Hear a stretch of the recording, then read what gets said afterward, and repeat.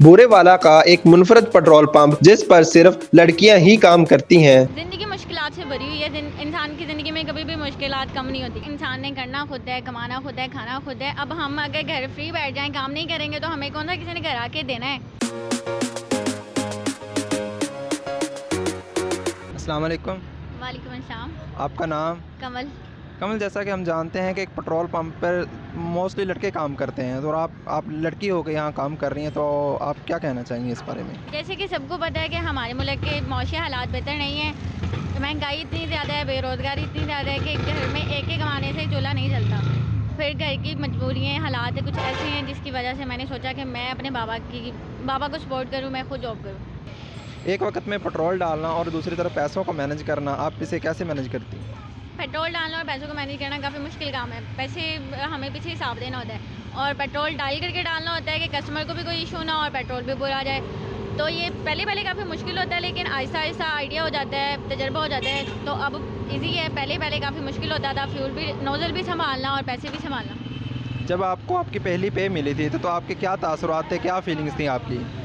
जब मुझे मेरी पहली सैलरी मिली थी तब मैं बहुत खुश थी। मतलब मेरी खुशी का आलम ये था जो मैं बयान नहीं कर सकती। आपने अपनी पहली पे कहाँ यूज़ की और किसको दी? मैंने अपनी पहली सैलरी अपने बाबा को जाके दी। जब आपने अपनी पहली सैलरी अपने बाबा को जाके दी तो उनके क्या तासुरात थे, क्या फीलिंग थी, कितने खुश थे वो? जब मैंने अपनी सैलरी बाबा को दी तो वो बहुत खुश थे, उनकी आंखों में खुशी के आंसू भी थे। तो उन्होंने सोचा कि लोगों के बेटे कम आगे लाते हैं, मेरी बेटी कम आगे लाई है, मेरे लिए मेरा बेटा ही है। तो वो बहुत खुश थे कि मैंने उनके लिए घर के मुश्किलात को काफ़ी आसान बना दिया, उनके लिए आसानी पैदा कर दी। वो बहुत खुश थे। आपको इस जॉब के साथ क्या क्या मुश्किलात का सामना करना पड़ता है? ज़िंदगी मुश्किलात से भरी हुई है। इंसान की ज़िंदगी में कभी भी मुश्किलात कम नहीं होती। एक मुश्किल ख़त्म होती है तो दूसरी आ जाती। अब ड्यूटी भी करनी होती है और घर जाके घर के काम भी करने होते हैं। आपने कभी घर के काम किए हों तो आपको पता चले कि बर्तन वॉश किए हों, इतनी धूप में कपड़े धो के ऊपर सुखाने गए हों, इतनी गर्मी में आपने कभी किचन में खाना बनाया हो तो आपको पता चले कि मुश्किलात होती क्या है। कभी आपको किसी ने ये नहीं कहा कि ये लड़कों वाला काम है और आप पेट्रोल पंप पे लड़की होकर काम कर रही हैं?